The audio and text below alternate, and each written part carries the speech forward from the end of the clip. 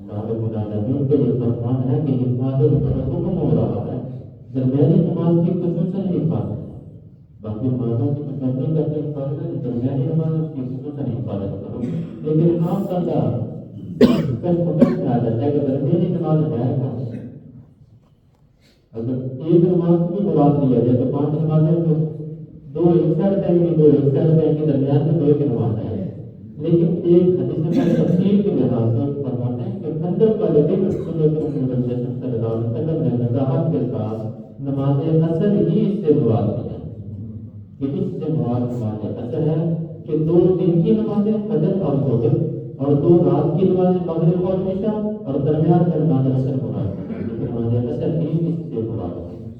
بلکہ ایک صحابی رسول صحیح بخاری کی روایت ہے، فرماتے ہیں کہ رسول اکرم صلی اللہ علیہ وسلم ایک دن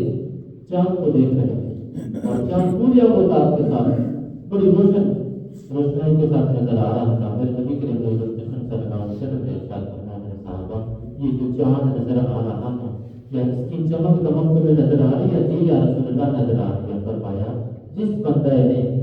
نماز فجر کو پابندی کے ساتھ ادا کیا اور نماز اثر کو پابندی کے ساتھ ادا کیا، وہ جس طرح چاند کو دیکھ رہا ہے اسی طرح اللہ رب العالمین کی ذات مبارکہ کو دیکھے گا۔ جس طرح چاند کو دیکھنے میں شک نہیں، جس طرح اللہ رب العالمین کے دیدار میں بھی کوئی شک نہیں۔ ہمیں نماز